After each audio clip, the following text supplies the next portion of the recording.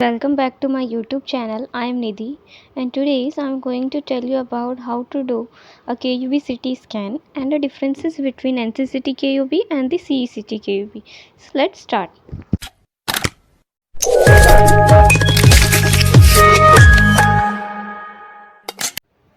Hey guys, welcome back to my YouTube channel. I am Nidhi, and today I am going to tell you about how to do a KUB CT scan. KUB CT scan or differences between the NCCT KUB and the CECT KUB. तो आइए start करते हैं। KUB CT scan आपको मैं पढ़ाऊँगी आज। Kidney KUB की full form होती है kidney ureter bladder. First step है रीड करेंगे सबसे पहले डॉक्टर का प्रिस्क्रिप्शन, कहाँ मेंशन है पेशेंट की लिखा हुआ कि डॉक्टर का सबसे लिखा हुआ पहले देखना है हमें कि उन्होंने NCCT KUB लिखा है या CECT KUB लिखा है, क्योंकि कभी कभी मिस्टेक हो जाती है और अगर CECT KUB लिखा है तो उसमें ही उसी टाइम पेशेंट की हमें ब्लड रिपोर्ट मांगनी है। सेकंड देख लेते हैं हम, पेशेंट की हिस्ट्री लेनी है केयरफुली। सम जर्नल हिस्ट्रीज देख लेते हैं पेशेंट की KUB CT स्कैन में क्या क्या हिस्ट्री हो सकती हैं। First renal कैल्कुलाई। रीनल कैल्कुलाई का मतलब होता है पेशेंट के किडनी में स्टोन होना।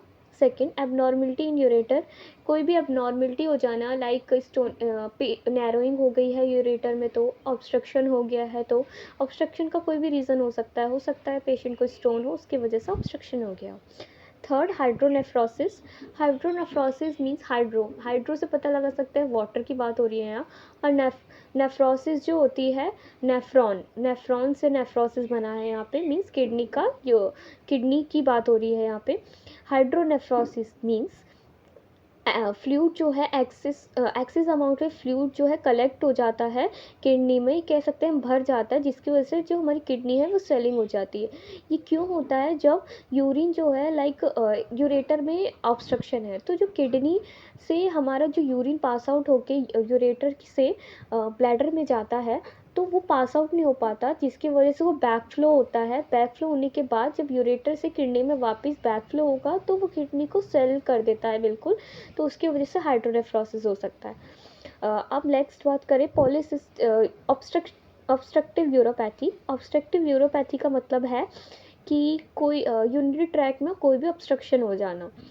नेक्स्ट देख लेते हैं polycystic kidney. Poly means many, cyst means sac type, तो नाम से देखते हैं हम पॉलीसिस्टिक किडनी मीन्स बहुत सारे सिस्ट हो जाना किडनी में, उसको हम पॉलीसिस्टिक किडनी कहते हैं। Pelvic ureter junction obstruction means renal pelvis जो होता है एक किडनी का पार्ट होता है वो, और यूरेटर का जहाँ जंक्शन होता है उसको हम रीनल पेल्विस जंक्शन कहते हैं, वहाँ पे कोई ऑब्स्ट्रक्शन हो जाना तो उस केस में भी करते हैं ये। फ्लैंक पेन होना, फ्लैंक पेन का मतलब है साइड पेन होना पेशेंट को, तो उसमें भी हम स्कैन करते हैं। CKD means chronic kidney disease, जो कि मेन हमें अल्कोहलिक पेशेंट में देखने को मिलती है, उस केस में भी स्कैन होता है। Difficulty in urination, like patient को यूरिन में डिफ़िकल्टी हो रही है, पास आउट नहीं हो पा रहा, तो हो सकता है कि स्टोन फंस गया हो यूरिनरी ट्रैक में, तो इस केस में भी हम करते हैं। अब देख लेते हैं KUB CT स्कैन कितने टाइप्स के होते हैं। 2 टाइप्स के CT स्कैन्स होते हैं, NCCT KUB और CECT KUB। NCCT KUB means non contrast computed tomography KUB, और CECT KUB means contrast enhancement computed tomography. अब पहले बात कर लेते हैं NCCT KUB की। NCCT मीन्स नाम से देख लीजिए आप, नॉन कंट्रास्ट मीन्स इसमें कोई कंट्रास्ट का यूज़ नहीं होगा। जब कंट्रास्ट का यूज़ नहीं होगा तो कोई फास्टिंग नहीं होगी पेशेंट की, कोई हमें ओरल कंट्रास्ट IV कंट्रास्ट की ज़रूरत नहीं है। और इसमें जो है कोई भी रिक्वायरमेंट की ज़रूरत नहीं होगी हमें ब्लड रिपोर्ट्स की, बिकॉज हमें इसमें पेशेंट को कंट्रास्ट नहीं देना, तो इसमें ब्लड रिपोर्ट की भी कोई रिक्वायरमेंट नहीं है। वहीं CECT की बात करें तो इसमें पेशेंट की 4 आवर की फास्टिंग होगी, जिसमें पेशेंट NPO होगा, मीन्स नील पर ओरल, मीन्स ना ही उन्होंने कुछ खाया होगा ना ही कुछ पिया होगा। ओनली IV कंट्रास्ट नीडेड, इसमें पेशेंट को सिर्फ IV कंट्रास्ट देंगे हम। इसमें आपको एक क्वेश्चन आप ये कंफ्यूज होंगे कि हमने एब्डोमेन में तो ओरल और IV बोथ दिया था, बट इस केस में भी क्यों नहीं दिया?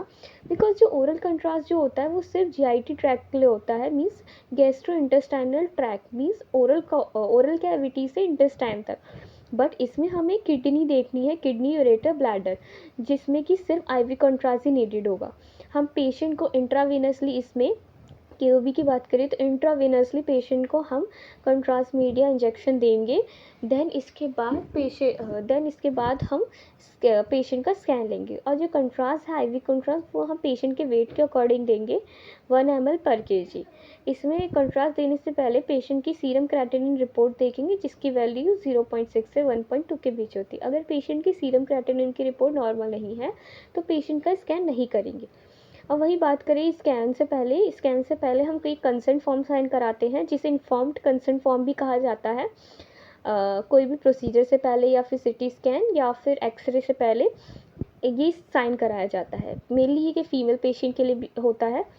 वहीं हम बात करें एनसीसीटी केयूमी में अगर फीमेल पेशेंट है 18 से 45 के बीच तो उससे हम एक कंसेंट फॉर्म साइन कराते हैं जिसे हम प्रेगनेंसी कंसेंट फॉर्म कहते हैं, जिसमें हम पेशेंट से सबसे पहले एलएमपी पूछते हैं जिसको हम लास्ट पीरियड डेट कहते हैं।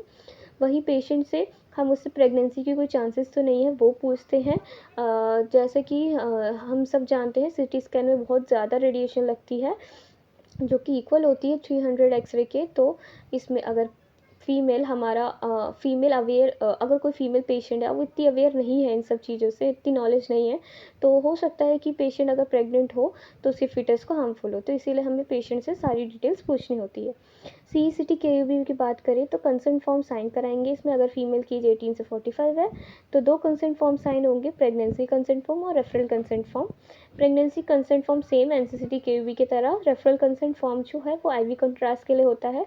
मीन्स पेशेंट की previous IV contrast allergic reaction पूछनी होती है कोई, या फिर कोई उसको मेडिसिन से कोई भी एलर्जी तो नहीं होती ये पूछना होता है, या फिर उसने कब स्कैन कराया था पहले और उसको आईवी कंट्रास्ट पहले दिया गया था या नहीं, कि प्रीवियस आईवी कंट्रास्ट की सारी हिस्ट्री लेनी होती है और ये सारा ही हमें उससे मेंशन करना होता है कंसेंट फॉर्म पे। देन पेशेंट के साइन लेते हैं या फिर उनके अटेंडेंट के साइन लेते हैं।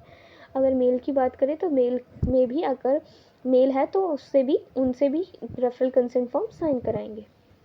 अब पोजीशनिंग देख लेते हैं। Patient lie down on patient couch. Patient जो है लेटा होगा, पेशेंट काउच पे सुपाइन पोजीशन में लेटेगा पेशेंट, और पेशेंट के आर्म जो होंगे वो रेस्ट करेंगे हेड पे, एब्डोमेन के पास नहीं होंगे, बिकॉज अगर पेशेंट के हाथ सीधे एब्डोमेन के पास हुए तो वो ओवरलैप हो जाएगा स्कैन में।